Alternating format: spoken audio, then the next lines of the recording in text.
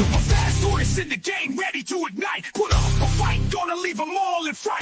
Playing Magic the Gathering on a Saturday night. Summoning creatures, casting spells with all his might. Sipping on more coffee to stay awake and bright. Caffeine runs fueling his creativity inside. Got a YouTube channel where he's shining so bright. MTG3, the show that takes flight. He's a lyrical beast, spitting fire with every bite. Rap metal flow, pounding beats to inside. No one can stop him, he's on a meteoric height. Super fast tortoise, the champion of the fight. Good morning, hope you're up. Enjoy that coffee in your cup. Good morning from the shelf. Super fast tortoise does so well. Sit back, relax, time to chillax. Face the facts, morning coffee show intact. Let's enjoy the show, let's enjoy the flow. Morning coffee is the best. Chatting with friends, we are blessed. Due to the mood, coffee for every dude. Have fun, enjoy the show. Let this channel grow. Let's enjoy the show. Morning coffee is the best. Chatting with friends, we are blessed. Due to the mood, coffee for every dude. Na na na na na na na na na na na. Why, Jurassic Park? Did you have to make this new movie? You're answering a lot of questions we had years ago and just let go years ago. Yep. The new trailer for Jurassic Park or Jurassic World came out, the Rebirth trailer. And the thesis of the commercial was they're going to the island where they originally cloned dinosaurs for the first park. And in this park is a lot of rejected dinosaurs that were too dangerous for the park. And they're going to go there to gather DNA, which is part of the second book. And yeah, I don't know the full story. It's just a trailer. And I'm watching this trailer. I'm like, you're like, it feels like they're overreaching now. They're like some people say they're going back to the roots or whatever. But it feels like it's been so many movies late that the importance of the film just doesn't translate well anymore. Cafe. I agree. I agree. Yep. I think it's about time that Universal takes, if they want to continue with Jurassic Park, stop this franchise right now, because they're not only are they reaching, but in their attempts to fill one plot hole with their Jurassic World series from the original, they're using fan service to hide the other plot holes that they'd never even bothered to go to. I'd like to see them do a cinematic version of the novels. Just yeah. take it back to phase A. Mm-hmm. I've had I never originally read the novels. I knew the movies obviously and I watched them, but I managed to get hold of the first book on audiobook, and my goodness, was that book so much better than the movie? Mm-hmm. Like, I got to the end of it and I was like, wait, so he dies? The movie, like, everyone survives, it's all happy, and the book is so much more realistic of, you know, come on, this stuff's just gone down. You guys are not all getting off this island great. Someone and something is going to go down. And, like, the kid's stuck in a hotel sort of thing forever. Like, yeah, this is just our life now. We're in limbo. Oh, yeah, the book does not hold back its death scenes. Oh, my Lord. Oh, no. The book, Michael Crichton sure had a way with writing somebody getting eaten alive. I'm going to be honest with you. Oh, yeah. I'm still looking for number 2. For some reason, when I was looking for them for either on my Kindle or my audiobook, because as much as I'd love them on paperback, you can't beat paperback. I kind of need the font increased now and things. So you'll trying like to book find the number second 2. one, and I've only found the German version. You'll like book number 2. Just get prepared. Ian Malcolm somehow survived his death in the first book and is the main character in the second book. Yeah. Uh-huh. Well, I mean, I'm just looking for it at spoilers. the moment. I've only found a German version, which I can't read or listen to German. You know, I'd be afraid to read Jurassic Park in German. It would sound frightening. Mhm. Well, you know what Weird Al says. Jurassic Park is frightening in the dark.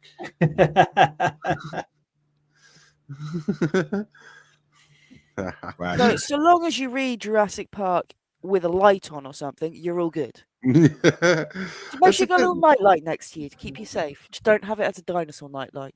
Yeah. Well, Right, look. I'm frightening if I don't get coffee. Yeah, right. Well, what I could say is if they rebooted the franchise and started off the novels, like there's obviously a lot of things they have to redo.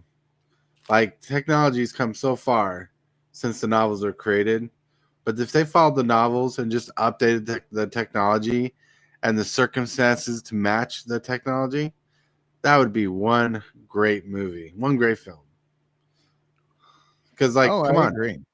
I mean, come on. The whole premise about the book is that technology fails them and they have to survive the wild with dinosaurs. Mm-hmm. Yeah, I do believe that, and I've said this before. The way that the movies have come is a far leap from what Michael Crichton wrote back in his day.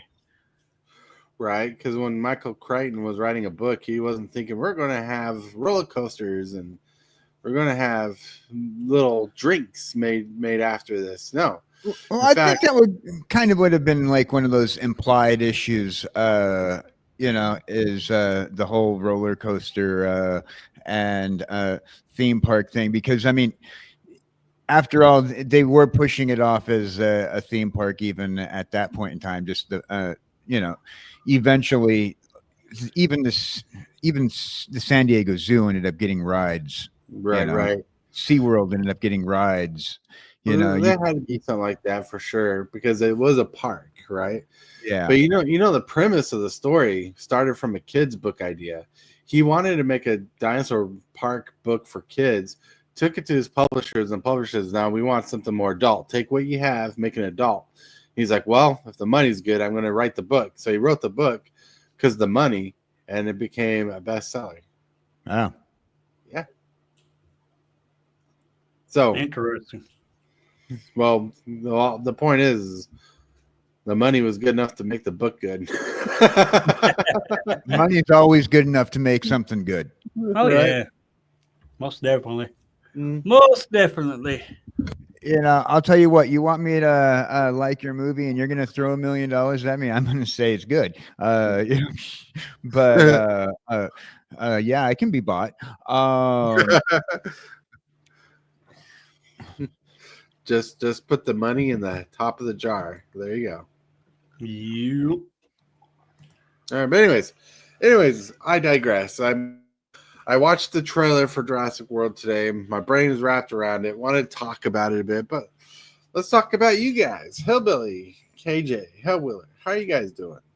I'm doing pretty good. Just got wrapped up my early access today. I didn't play much yesterday. I played some. Of course, I had something I had to do yesterday. It was very important. Yeah. And that I couldn't change. But anyway, I got to play some early access yesterday. Then I played some this morning, and so I wrapped that up, and now it's back to my regular arena accounts. Right. Yeah, that kind of sucks because I want those cards. Doing But anyway, I mean, other than that, I'm doing pretty good. pretty good. Ooh, that's pretty good. Hellwheeler, how are you doing today? Oh, I'm plodding along there. I got a bit of sore throat, still feeling a bit ugh, but pushing through. Push through it. Get through it. Being sick's never fun. In No. fact, No. the wife has like an ear infection or something. Her ear's been bothering her, so she called in yesterday because she wasn't feeling good. And I could say though, the wife shouldn't feel bad more often when it comes like sick. I mean, she baked cookies yesterday. Mm, I was spoiled. I bet. Okay, but no, she baked cookies. I think we need to come to your house and rob you from those cookies. What do you think, KJ? I'll definitely come rob those cookies. It was funny because like she was hungry for something sweet, and we didn't have anything sweet in the house really, so she baked sugar cookies, which were really good. But she's been lying in bed getting better most of the time. She just got the bug to do something. That was it. She wouldn't leave the house. She wasn't feeling good enough to leave the house. She wouldn't leave the bed for anything except the amenities. So all I'll just say is I got spoiled yesterday. Like if you watch my live last night, you'll hear like rattling and stuff in the kitchen. That's because she was baking cookies. Hey, a good night is a night that you have cookies. Mm-hmm. Oh yeah. But thinking of cookies and sweet things, KJ, how are you doing? Oh, I'm doing pretty good. Yeah. Yeah. Been hanging out, playing games, but doing pretty good. Feeling a lot better. Last week earlier this week I was kind of sick, and then I had appointments and things, and so getting around to living life again. It's Nice. It's nice to be able to get around and just be able to say, hey, okay, today I'm just going to live life. Mm-hmm. Yep. Live life to the fullest. I'll drink today. Live life to the fullest. Yeah, always drink to a good life. Oh yeah. Take another drink if KJ should get $1 million. Absolutely, yes. Take 2 drinks for that one, and I will split. If you take 2 drinks and we get the $1 million, I will split the million if we take 2 drinks and double it. Okay, let's double it. Let's split it. Let's go. Oh my lord, that's funny. But all right, but no, we're good. Jurassic Park's behind us. Coffee, $1 million there. 2 days, just a good day. It's a good day. Like today was one of those days where I could folly no more. I heard some boxes fell. Can't find where the boxes are that fell. Cat ran from somewhere. Thought it was a delivery truck maybe. But then today I was trying to be quiet because we got kids sleeping in one room. We got the wife sleeping in another room, and I'm digging through the freezer, which already makes a lot of meat. The deep freezer. For like some hamburger meat because we're gonna have some basic burritos tonight for dinner. And like just meat and cheese. And I set one of the blocks on the counter, and apparently it's too close to the edge, and it starts rolling instead of staying still, and bah, slaps on the floor, and like probably wakes up the neighbors. I need one of those. I need a freezer. No, I need one of those freezers that makes meat. The meat freezer that makes meat. This is the deep freezer where we store meat. Oh, yeah. I'm bad. I thought you said make meat. No.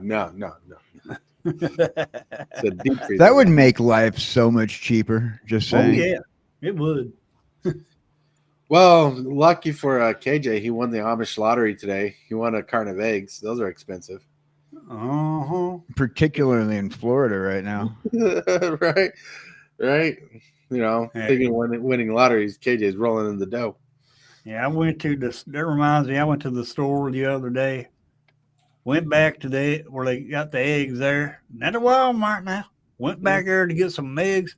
Dag-blag, they didn't have one egg in their dang gone fruit cooler.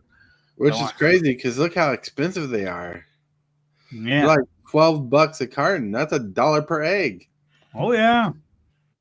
I never been so desperate for an egg to pay $1 for an egg.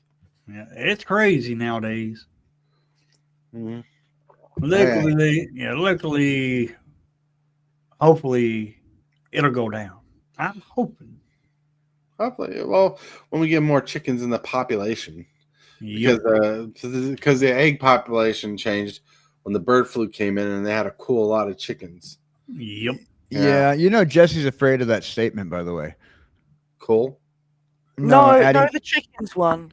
Like, I have tons of chickens that keep getting thrown around in my house in Minecraft.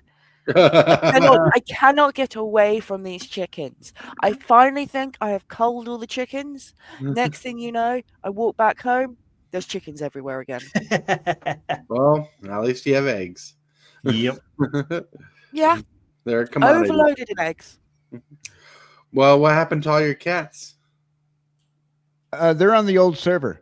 Oh, Oh. well, Yeah, has- we haven't found me new pets yet. it looks like you need to get a lot more cats, more ocelots and cats. Jessie is no longer collecting cats on this new server. She is collecting heads. I question her sanity. Hey, it's part of initiation. If you want to come play on the Procrasticraft server, that is totally fine. However, you must line up and allow me to decapitate you first so I can add you to the collection of all the famous people in the server. So let me get this straight. If somehow everybody had the powers of Deadpool, we can regenerate. You'd have to kill everybody just to collect their heads, just so you can have a head of everybody in the world, and everybody will grow their head back. But you still need a copy of their heads, chopped off, lobbed off. And the point is not the fact that their heads will grow back. The point is you're willing to kill someone to get their head back. But she wants them to stand there and volunteer their life. Right. Yes, this is part of initiation. She wants that's the part that I'm worried about, is that she wants the new people to come to the server and sacrifice themselves to her. I got murdered multiple times when I entered the server, just so that you guys could stick my head everywhere. I think it's only fair. I want to create a wall of all the people in the server. It's not a cruel thing. I'm not doing anything dubious with these heads. It's like putting your portrait on the wall. So what if someone jumped into the server thinking, I'm going to get a winning streak with no deaths and get a flawless victory in this game? You're like, nope, that's not the rule. You got to give me. If anyone's getting a flawless victory in Minecraft, then I don't know what they're doing. I want to keep my head. I mean, KJ had already got his head in the jar. I want to keep mine, Dagberlay. Oh my lord, you guys are crazy. You guys are nuts. It sounds gory. Yeah, sound glory and scary. Right? Can you imagine if they put a blood mechanic, like a mod, that every time you get punched, hit by a creeper or a monster or something, you saw blood splatter? And here's Hellwheeler lobbing off heads. Axe. I believe that they do have particular gore mods, particularly with there's some of the horror based mods that are like based off of movies and whatnot that they got. Right. Check it out. Well, thinking of mods and all that stuff, it's been a fun little chat and chill session here, but now we got to get to the bumper. You are watching Super Fast Tortoise. Put up a fight, gonna leave them all in fright. Playing Magic the Gathering on a Saturday night. So many creatures, casting spells with all his might. Sipping on more coffee to stay awake and bright. Whoa! Look at us going crazy. Sorry, I was spinning my head and felt good, so I continued it, so I looked crazy. No, we're back in action. We're getting on track to the topic of the day, but first we need to get back on track where that track is leading to. There's only one person here who knows where that track is leading to. That'd be Hillbilly. Hillbilly, where are we going to right now? Well, that would be the card of the day. Card of the day.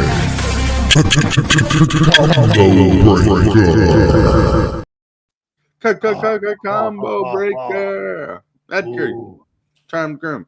All right, now I did not get the other side of this, which would be a lot of work. But I got this picture because I just wanted to highlight this card of the day because it hasn't been a card of the day for a while. Hillbilly has a copy of this card. Yeah, and his front face is pretty good. Other vampires control get +1/+1, 4 mana, 4/4. Yep. Anyway, I know what the other side of this does. I'll explain that. Our Edgar Charge Groom for 4 mana, 2 white and black, 4/4. Other vampires gets +1/+1, and then when it dies, it don't die. It gets transformed into a coffin. And then that coffin will spit out, once per turn, it'll spit out a 1/1 creature token with lifelink. And that creature token is a vampire. Ooh. Then after he puts out 3 tokens, he comes back to life. So like this. Oh yeah. There's the other side. Yeah, at the beginning of your upkeep, create a 1/1 white and black vampire creature token with lifelink. And put a bloodline counter on Edgar Markov's coffin. Then if there are 3 or more bloodline counters on it, remove those counters from it and transform it. Nice. Oh yeah. One of my favorite vampire cards that is also in my Edgar Markov deck. Ooh, yeah. Pretty good card, pretty fun card. I just like it's literally a vampire lord. That's a lord for vampires and magic. Oh yeah. And for those who don't know, a lord of magic, like a lord of magic, the ability that people reference is a creature that gives the creature type +1/+1 for each creature, to each creature. Yep. Mm-hmm. All right, pretty good card, pretty solid card. Saucy. Now let's get to some pictures of the day. The first picture of the day, I think KJ can reference to. Starting a new hobby. This Starter is my pack. starter pack. Cat, Got money, it. and watch. Gotta appreciate the cat. That's right. But I like the fact that the cat's got a watch around its neck. Not that it's ever going to be able to use it to look at the time or Well, care what the time is. the picture of a cat that's from the future and has a watch on it, so it can time travel, so it can go back and buy stock and buy stock of successful stocks in the past and go in the future and make more money. This cat's making a run on yours there, KJ. Yeah. Hey, you know what? That cat's got the drip, though, you know? Got me the Rolex. That's right. Yeah, got me the Rolex. That's right. But anyways, the joke about starting new hobbies cost a lot of money, especially when you get to certain ones. Oh yeah. I saw that. And you wouldn't believe how many pictures there are of cats on the internet where they're just lying down in front of lots of money. Mm-hmm. I wouldn't believe. I wouldn't believe Well, it. But no. Cats do have quite the drip. That's right. That's right. Now we're going to get to the second picture of the day. My opening hand in MTG. So mean, staring back at me like, Dang, blagged, he ain't here.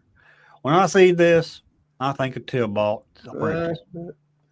This makes you think of Tibalt's Apprentice. What? He's big, grey, and fluffy. I mean, they are gorgeous, those cats. Well, I just feel like the ones you can put your hand in and just sink into it and just fluff. Well, that Right. and just the word what this memes is saying. Opening hand in MTG, so mean. That's Tibalt Apprentice. right. Tibalt's Apprentice. For sure. Wish he Yeah. was here. Wish he was here. Yeah. But he- Yeah, well, he did the question of the day, so. Oh, cool. But he's getting ready to go to Arizona. Ah. So, yeah, one of those trips. But the next picture, me looking at my no land opening hand at MTG. That's me a lot.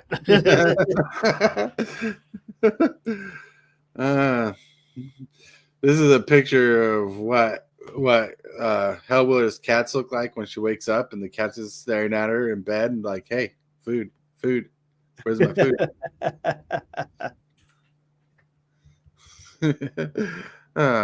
She must be on a phone call because normally she would respond to that. Yep. I'm stuck here being sucked into this cat's eyes. Like I can't break connection with it. I don't look at people in the eye very often, and yet this cat is attached to me, and I can't stop staring at it. Right? His name is Marshmallow, and he's a good boy. Now, Marshmallow definitely fits for this kitty. if I ever seen this cat in person, I'd run. Because look at those eyes. Those ain't cat eyes. Manamonk, hello. They're Manamonk, just happy Manamonk. cat eyes. I want to boost your vampires. Hell yeah. Manamon, Hey, hello. Manamon. Happy to see you. All right, now the last picture. I hate the look of these cats. I don't hate cats. I just hate the looks of these cats. Oh, No, my lord.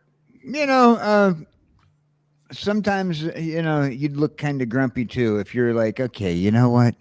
My cousin over here has this nice thing of hair, but I went bald after birth.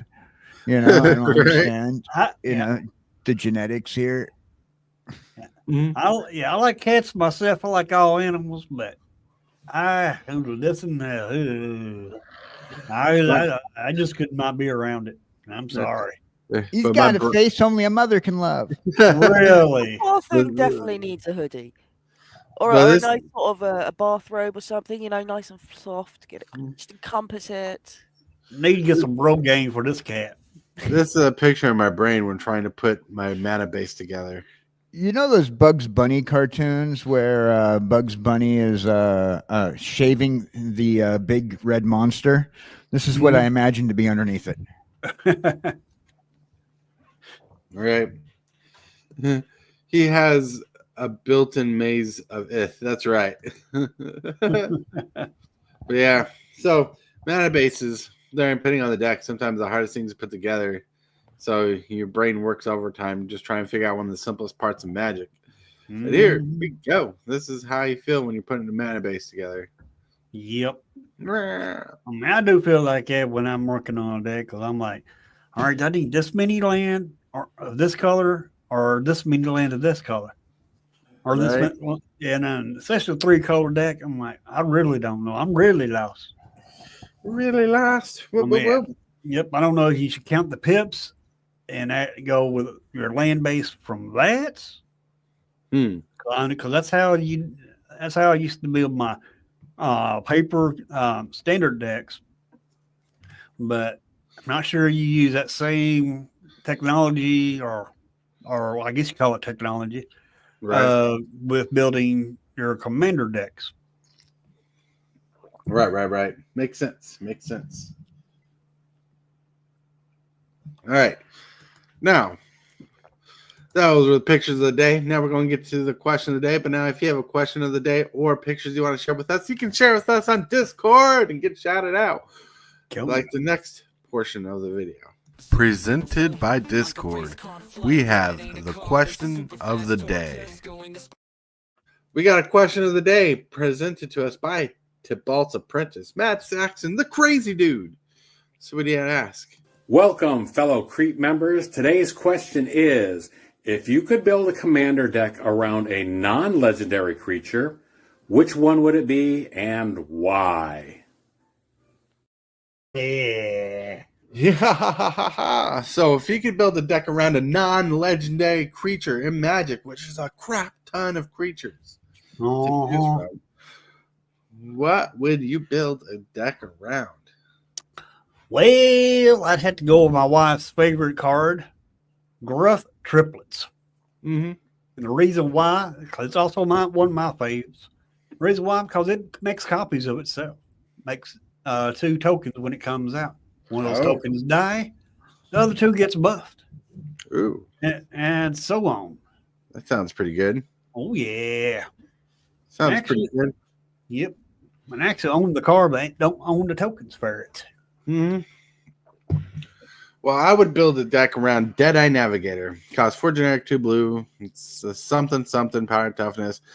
And it has Soulbound. When a creature and it are paired together, each creature has paid generic and a blue. Blink the creature. Oh. Yeah. It's a really good combo enabler. In fact, one of my decks, it helps with my infinite mana combos. So not infinite mana combos. Helps with my infinite turn combos. And yeah, it's very combolicious. It's not legendary itself, so I could run it as my commander if I could build a deck around a non-legendary creature. Nice. Yeah. That's what I like doing with my Gruff Triplets is blinking it. Ooh. Yeah, but Deadeye Navigator is a mono blue creature. Yeah, my Gruff Triplets is a green. Mono green, mono blue, mono green, mono blue. Mono green is better. No, mono blue is better. Mono green is better. No, mono blue is better. Mana blue, counter spell. Dang, nah, but Dang, Blake, you played a dang on counter spell. right? KJ and Hellwheeler are quiet. You guys looking up? Relentless Rats says I don't know too Enjoying the many conversation. of them cards yet. You know, you guys have a much larger knowledge base than I do on that. Mm. So like I could probably pick out like some ideas from like some of the stuff we've been seeing recently coming out in the spoilers, but my knowledge base is still kind of small there. Right. A colorless head artifact. Well, there's not a colorless head artifact, but give me a second. It's not a creature, but if we could run this as a commander, I think we could definitely get KJ around this idea. Where is it? All right. I'm trying to upload a picture in the video section. There you go. Boom. Here we go. Loading. Right here. Brain in a jar.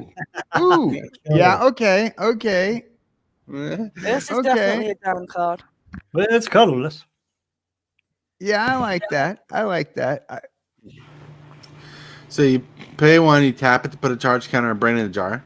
Then you may cast an instant or sorcery card with converted mana cost equal to the number of charge counters of Brain in a jar from your hand without paying its mana cost, which is pretty sauce. Pretty good. Mhm. Then you pay 3, tap, remove X charge counters from Brain in a jar and scry X. It just, even though it's not a creature, but if you could play this from your command zone, that's pretty solid. Yeah. You've an eminence. Eminence. But yeah. That's sweet. Actually, I wouldn't mind like having like some sort of like overlays like this with the background when I get my new head. When I get my new head in the jar. Right. No doubt. Yep. No doubt. Let's see. Yeah, that is a cool card, and I love the picture on it too. Oh yeah. Ursa Headmaster. All right, hold on. Boom. I got a card for Hellwheeler too. Oh. Yeah, hold on. It's doing all this stuff. Ursa Headmaster. Nice. That's a good choice there, Madam Monk. Good choice. All right. Now, for Hellwheeler, because one of my favorite effects for enchantments, you got Mysterious Limousine. Ooh. 3 generic, 2 white, 4/4 artifact vehicle. Whenever Mysterious Limousine enters the battlefield or attacks, exile up to 1 target creature until Mysterious Limousine leaves the battlefield. If a creature is put into exile this way, return each other card exiled with Mysterious Limousine to the battlefield under its owner's control. Nice. Yeah. So it's an O-ring on a vehicle. Mm-hmm. Intriguing. It does look like that door is nice, big, and it's sort of accessible. I should just be able to roll on in. Be nice and cozy in there in my chair. Oh, yeah. It kind of reminds me of like a brighter version of like Bruce Wayne's limousine in Batman Beyond. Right. This is from a set where the future technology mixed with like old gangster style set. Yep, Capana. Yeah, new Capana. That's right. But yeah. I mean, it would only be made better if there was a bit of black and red in there. Just get rid of the white, because white shows up dirt too much. So I never go with white because then everyone can see how messy I am. Funny. All right. But hey, those are cards I think would work for you guys personality wise. Oh, yeah.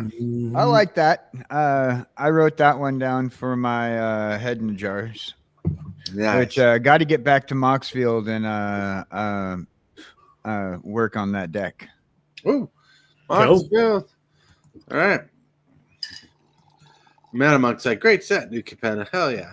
Good set. Yeah, it was. All right. I enjoyed playing that set. All right. Now with that, we gotta get to. Don't forget to like this video and subscribe. Moves, the strategies, and the flair. Supervised tortoise is running the show. The crowd goes wild wherever he goes.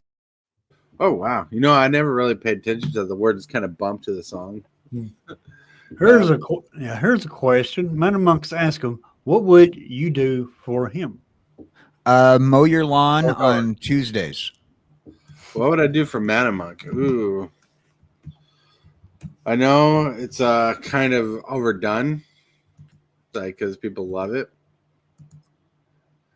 But I see this as the kind of Mana Monk. And it is a legendary creature. It's like overpowered good. Legendary? I thought it had to be a non-legendary. But Mana Monk would be Judda the Unifier. Ah, cool. Yeah. What's up, Robert's Table? See, Robert's Mana Table. Monk can't help himself but being legendary at all points in time. Right. He's got the mana. He is a monk. He's like the Jedi in chat. Right. Let's see. No. I'm trying to look up a certain card. Oh. Ah. What am I? I am what I am. Yeah, Yep. I told him he's the Jedi in chat, and he is what he is. Yep. I am what I am. That's right. All right. But yeah. Like when I think of Mana Monk, I think something kind of overpowered. Like I made a couple AI arts for him a while back ago, and they were pretty cool. They were monks opening portals and stuff. Cool. And the multicoloredness makes me think of Judda the Unifier. Even though Judda looks like an overgrown hobbit in this picture, but he's a pretty powerful commander. Mm-hmm. All right. But anyways, question of the day fit in the theme to the topic. The pictures of the day were in theme with what we're doing. Today we're talking about commander deck building advice. Wow. And Tortoise got a little bit of monologue because I don't want to cover everything we covered before in conversation. So I covered it here in the monologue. So let's talk about deck building advice and talk about the struggles we have. We already know you want to run. We know you want to run about 7 to 9 removal spells. You want to run between 3 to 5 board wipes. You know you want to run 6 to 9 ramps and mana fixing spells, as well as plenty of good draw fixes, right? You want to be able to draw good cards constantly as much as possible. You also want to run about 36 to 38 lands depending on your deck. What else should we run? Let's dive deep into the process of deck building. Thoughts we have, etc. Let's go. Go. So, I know Hillbilly wants to build an Edgar Markov. Well, he's building an Edgar Markov deck, and he has some questions about that. And like he's running a commander that has eminence.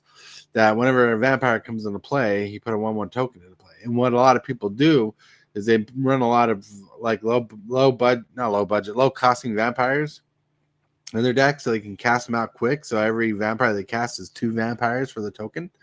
Mm-hmm. And they have some quick win con with it, like some damage dealing stuff, some buff spell. It's very weird, but it works. Oh yeah. I got some ideas. I got some cards to add to it. Well, my question is on building a commander deck. Yeah. You get so much stuff in the commander deck. You know, you got your mana base, you got your creatures. You got all that, and you got other stuff to add to the deck to upgrade it. How do you decide what to take out, what to put? How do you put the stuff in? How do you make sure your mana base is correct and all that? Well, okay. Well, like the Tau say in Warhammer, it's for the greater good. The greater good. Got to think of that.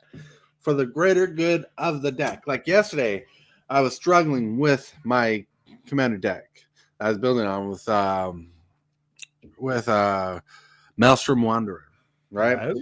I was struggling, and I was trying to fix cards, replace cards, take cards in, and put cards out, which I had a fun time doing. But then I broke my card into its mana curve, and in the mana curve, I was able to see where I was weak in.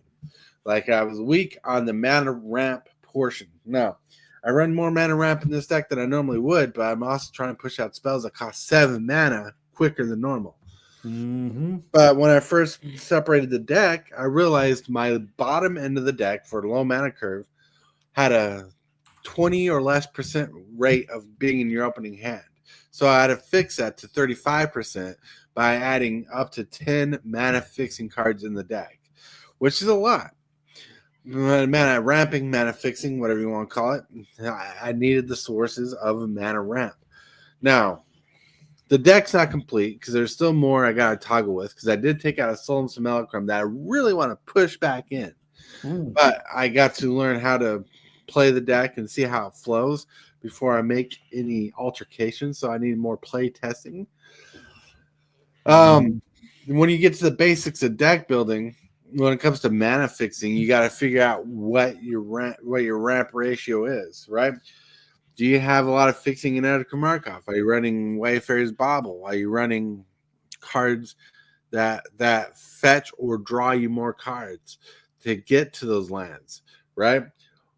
When you're mana fixing, the thing I look at first is how many spells of one color am I running the most of? Then I try to average that out. What's the mana cost, right? What's the mana cost of the most colored cards you're running? Is the low end cost all green or red, blue, black, white? What is that? What are you planning on playing first? What mana do you need in your hand first? What cards are you playing last or later that cost more mana? What are you running more of that you need to get fixing as soon as you start looking for? Then in the middle ground, you're like, okay, the average basic spell that I'm running is like so let's just make this simpler. If you're running red, black, white, and your black spells are your earliest spells cost, right? Like if most of your spells cost black for your 1s, 2s, and 3 drops, you want that black mana in your hand, right? If that's your average. Then if your late game is red and most of your late game cards are red and big cost, you want to fix that. So black or red are your two obvious nods that you need to work on. You need to start with black and you need to get more red. Then that means in between is white. So white's going to be the one you're going to flex around with the most. So you're going to focus on red and black lands with your white in the middle. Then you're going to start looking for your not your dual lands. Then you're going to start implicating your dual lands in the colors they are. If you have a black land and you want to replace it with a red black land, that's fine. But if you have a white black land, you're probably going to take out a white land for that, so you get more black in there, right? Okay. But like if you have a white red land, you might replace a plains with it, but you might want to replace a mountain with it, so you got more white land going into your fixing with your red land, because those are the two that are more even tied. So that's how I look at mana. I look at what I want, what I need first, what I need to work for later, and what's going to float in between. Okay. All right. Well, here's another question I have. All right. Let's say I got a card that costs 2. Okay. Such as Impact Tremors costs 1 and a red. All right. All right. When I take it, I want to add that to the deck. Do I take out another card that costs the same? Or do I just take another card that doesn't help this deck as much? All right, hold on. Really quick, I want to say good luck. Have a good day at work, Commander Monk. And time capsule. Hey, Time capsule. Time capsule. Have a great day at work, Commander Monk. To answer your question, do you take out a 2-drop or a bigger drop? Correct. What you want to look at, because 2-drop's pretty fair, right? Mm-hmm. You don't first look at if you're struggling on your 2 drops, right? look if you're struggling with your 2-drops. Are you struggling with how many 2-drops are in your opening hand or are in the game? Like, what if you have 6 2-drops and you have all these bigger drops? Well, you're obviously not. If you have 6 2-drops, you're going to want more 2-drops in deck, so that's where you're going to be looking forward. But Impact Trimmers is a pretty powerful card. It's not the best card. It's not amazing by any example, but it's a powerful card because when you run those like token decks and stuff, you can ramp out that damage really quick. So you look at your commander, you look at your theme, and you look for a card that seems to be weak in your theme and replace it with that card. If a card just seems novel and not doing so great in your deck compared to what your theme is, then you replace it with that card. And usually that's your like 3-4 drops in red, black, white. So you want to look for that. And always having low drops cards that do stuff is better than high drop cards. Okay. And how do you discover what your theme is about your deck? No, look at your commander and what your deck's trying to do. Your commander creates vampires and you play vampires. What's your deck doing? Losing life? Well, if you're losing life as a card, is like your deck focuses on life loss. In fact, your win condition that you focus on is life loss, right? Correct. Your aristocratic style, right? And your win conditions, you got 2 copies of your win condition, which is 4 cards, which is the Sanguine Bond combos, right? You got 2 copies of that. Well, you'll have 2 copies because I'm sending you the when I get your stuff sent, I'm sending you the snake, the glimmer snake that's part of the combo, right? It's part of your win condition. It might not be a vampire, but it'll double up on your win condition there. Yeah, that'll give me an extra one because I already got 2 in the deck, actually. And the more of that same, I can get more of that same kind of combo into the deck. Right. But your deck focuses on life loss, and so life loss, and you got life gain, so you focus on that. So if a card's not focusing on getting there, if the card's not focused on drawing cards, you need to get that. Because one thing aggro decks suffer with the most is tempo. Tempo is being able to play spells, refill your hand, and stay in the game. Aggro decks struggle with the refill your hand part. So once you play your spells and you run out of your hand, you're stuck top decking. So that's why you need to care about draw. That's why Phyrexian Arena is important and stuff like that. Non-vampire cards can be good in your deck, like that demon that draws you a card, says target player draws a card and loses a life, but you can target yourself with. That's good because you need to be able to refill your hand. Or you have those cards that say exile the top card of your library, you may play it this turn. You need to be able to have options all the time. Are you talking about Unholy Annex? That's a good one, but that's tough. That card's coming up crap on screen because your green screen. Yeah, I see that. Ooh, it looks ghosty.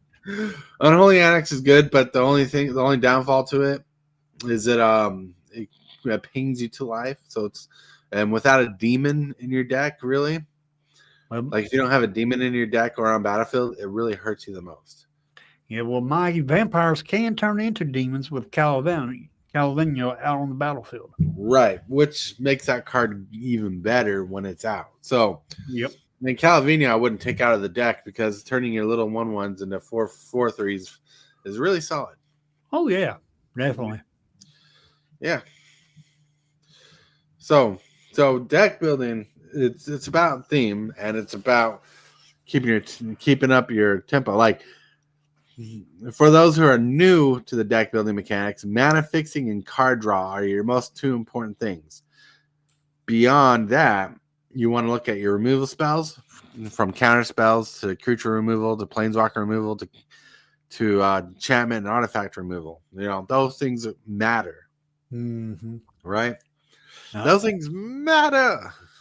Yeah. And you want to have a good amount of them. Like I said, you want like 9 slots in your deck for removal, and mostly for you want the number seems so big because you want to be able to target different things like enchantments, artifacts, creatures, planeswalkers. And board wipes. You want to run 4 to 5 of them at least. Okay. Three- Well, I do see- have Well, I do have an Obnixless reunited Yeah. where you +1, you draw a card, and you lose 1 life. Yeah, he's Or a you really do good a player. -3 destroy target creature, Mhm. or -8. Target opponent gets an emblem. Whenever they draw a card, they lose 2 life. Yeah, he's really good. He's really good. And he not only does he fit your theme of life loss in his ultimate, he draws you cards. He's the removal. He fits in 3 different categories. Well, mainly 2 different categories because he removes a creature, which is a 5 mana kill spell, and he draws you cards. Which is what you want. Oh yeah. Mhm. So think about that. And then he can fit as draw. He can fit as draw. He can fit as removal, or he can fit as an extra part of the 99. So you have more draw or removal in your deck. But you definitely want to get those vampires out in your deck. Now, one question people ask about is 5-color mana fixing. Like this one guy came to me one day. He says, "How do you fix 5 mana colors?" I'm like, "You seriously? I need a deck list to even know what I'm looking at because you can have 3 different 5-color decks and have different mana bases for each one of them." Well, the easy answer is Triomes. Triomes. And Tri-lands from Khans of Tarkir and the Tri-lands from Shards of Lore block. Yeah. Triomes. Yeah, I'm looking for a Triumph for my just 3-color deck. I am. For Edgar Markov. Yeah, there's 2 of them out there. You got Nomad Outpost and the one from New Capenna. Yep. Well, I don't know if that one's from New Capenna or from Ikoria. I don't know which one that is. Can't remember. But it's from one of them. Yep. I think it's from Ikoria. I think it's from Ikoria. Right. And another thing that was brought up the other day when I was playing a live game at the game shop, this guy had a 5-color deck, and I said, "You need some Triomes in your deck." He's like, "But those are slow lands. I need fast lands. Fast lands are good for your deck." And I'm like, I played a 5-color deck in the same game, kicked butt, right? Played nothing but Triomes, basically. Wow. I said, my deck did good because I had the mana fixing. You need the mana fixing. Not all your lands need to be slow, but you need some mana fixing that's really good. What if you need, say you got a black spell in your hand, and all your lands are just blue? I mean, you ain't gonna cast that. That's gonna slow you down. Now you got the Triumph. Hey, that's 1 black mana that you got. Right. All right. But basic deck building facts. Shock lands, fetch lands, and Triomes are higher tiered power level lands. Which I learned. Like a fetch land can fetch out for a Triumph, and a fetch land can fetch for a shock land. And there's other lands that they can shock out. Fetch lands are higher power level cards, which are good. For those who don't know, fetch lands are lands that you tap, sacrifice, pay life, search your library for like a island or a swamp, and put it in the battlefield. And doesn't care if it's basic or non-basic, as long as it has a subtext, island or swamp, And so you want to care about that. More expensive lands are worth looking into if you have the funding, because more expensive lands help you get to go. But with the reprints coming out, prices have been able to drop a good amount to keep them reasonable in price.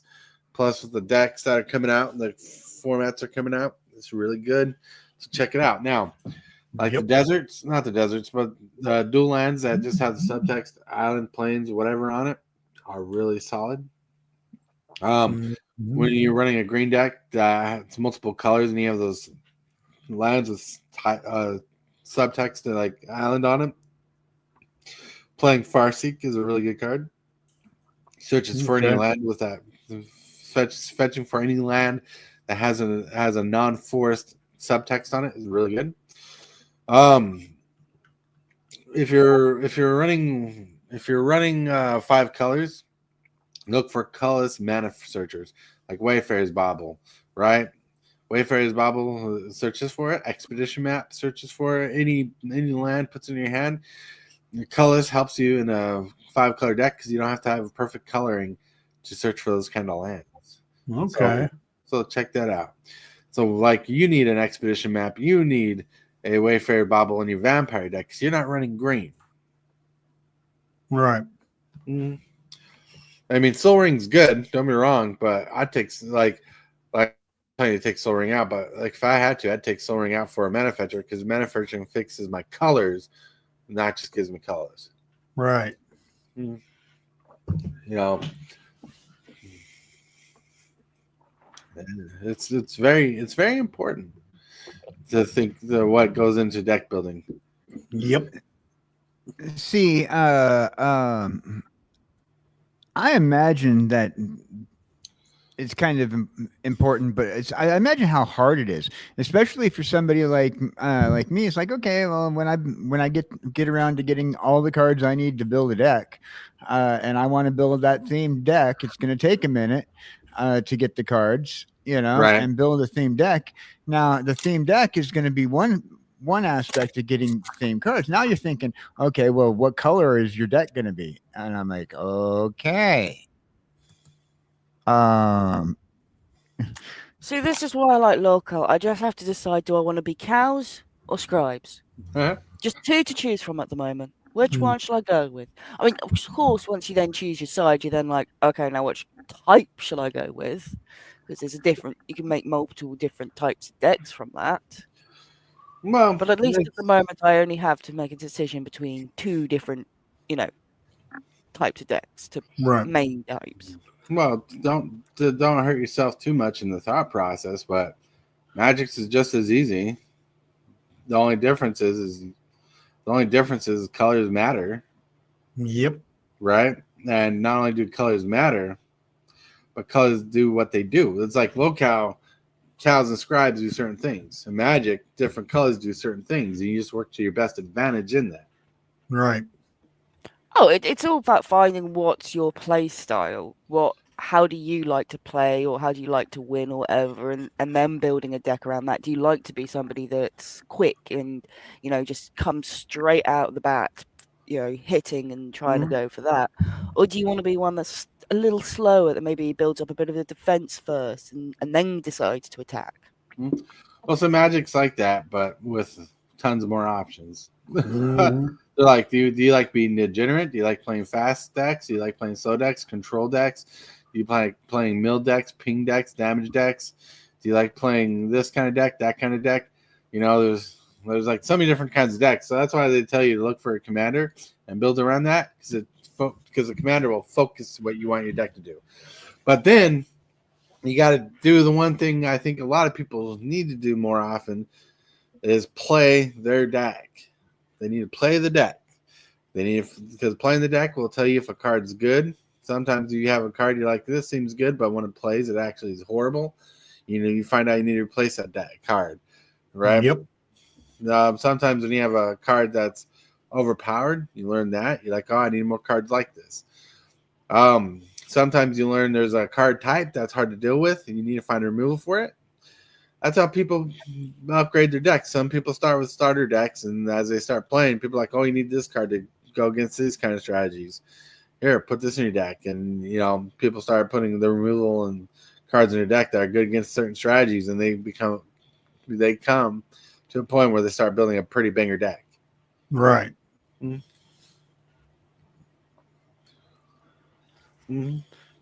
A lot of thought goes into it. I give you that. A lot of people's putting a lot of good thought into it.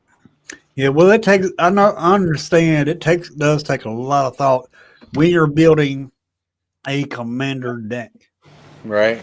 Because it's not just throwing a bunch of cards together of the same color and just going out and playing. You gotta have the synergy. You gotta be able to interact and all that. Right? You like. There's a lot of thought. Magic the Gathering is two things. One, it's easy to pick up and easy to learn, but it's hard to master. Yep. So it's almost like chess. Yeah. It's almost like chess. Well, it is like chess.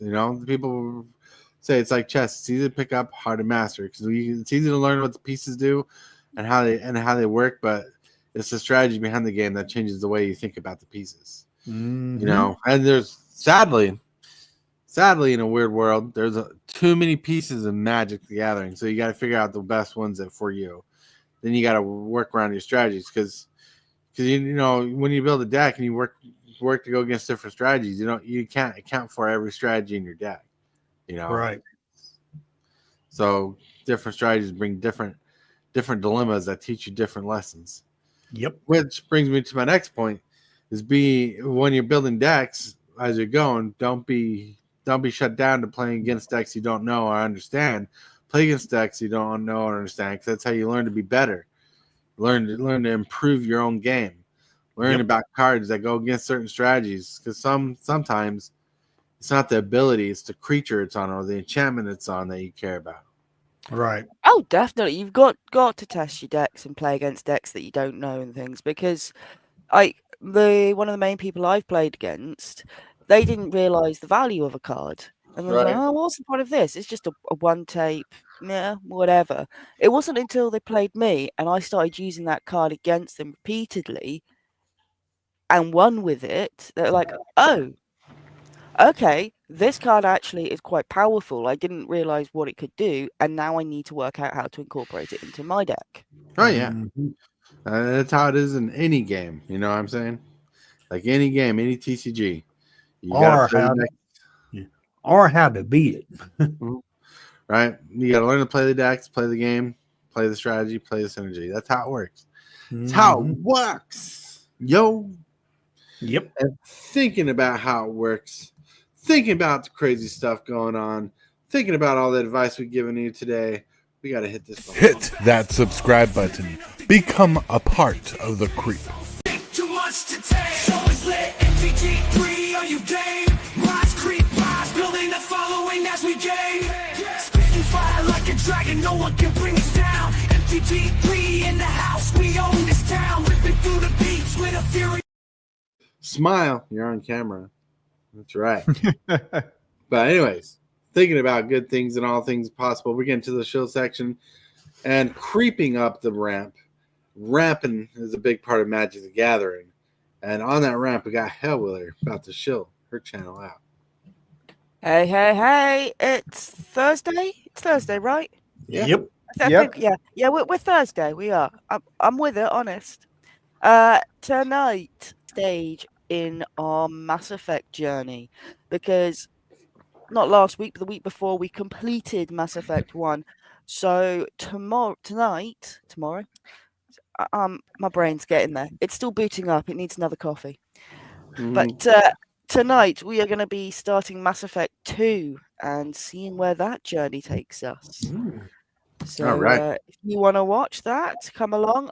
It's still never played any of the Mass Effect trilogy, and I've not got any knowledge of it. So, I'm diving in blind, apart from what I learned from Mass Effect 1. Woo, Mass Effect 1. Woo, woo. So check it out. Check it out. Now we're going to go from Hellwheeler and roll over to the head in a jar, stuck in a cup of coffee in a paradox. Got KJ head in a jar.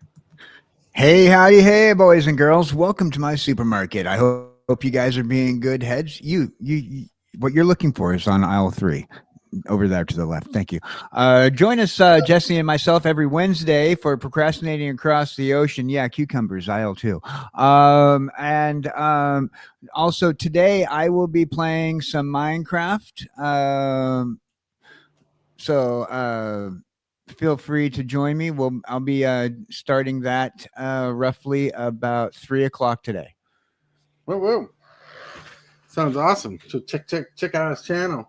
Check out his channel. Check out his channel. I'm thinking about checking out his channel. Check out Hillbilly. All right, everybody. 2 o'clock. First of all, about Tuesday, was not able to do the viewer battles. However, we're going to do it this afternoon at 2 o'clock. If you want to play a game, come on by. We can play Arena. It's at 2 o'clock this afternoon. Then we'll get back on track next week to having viewer battles on Tuesday afternoons. That's all I got planned for today. And as far as the Aether Drift, there's some good cards in it. There's some bad cards in it. But I'm not talking bad about the set, because some of the cards are awesome. Anyway, that comes out on the 11th, also Tuesday. But come on by this afternoon to play some arena games with me if you want. That's at 2 o'clock this afternoon. That's all I got planned for today. Woo-woo. All right, going over to Super Fast Tortoise here. Sorry we didn't play Turtles last night. I went live last night, but I had to do something I was able to walk away from the computer easily from. So that's why I did the deck tech. But tonight is Commander Night. We're going to try to put a Commander game together to play some Commander tonight on Thursday. Because Thursday, right? Yeah, Thursday. Commander, Thursday, Friday, Saturdays. Yeah, Commander Nights. Sounds like you're going to have fun. Mm-hmm. So check that out tonight at 8 p.m. Central Standard Time. You guys rock. You guys rule. You guys are amazing. And hit that like button, everybody. And I want to thank everybody for being here today on the show. Hillbilly, Hellwheeler, Cowboy Dan. What's up? You guys rock. You guys rule. Everybody in chat that came by, Man and Monk, you too. Pilgrim X, hey, what's up? Thanks for stopping by as we're closing out the show. And I want to remind you all, you're all awesome and amazing. You guys are cool. You guys make us amazing yourself. You know, you guys give us the cool points. But I want to remind you that you're loved. Someone's thinking about you. And if you can, brighten someone's day. So you might be the change someone else needs today in their life. And with that, my friends, if you're going to play a game of Magic, play wise, my friends. I totally want to thank you for watching today's video. I really appreciate it, 100%. Like this video as if it's your favorite kind of pizza, dude. And if you wouldn't mind, consider smashing that subscribe button and hit that bell for notifications. Every one of these things you do helps the channel out a lot. The moves, the strategies, and the flair.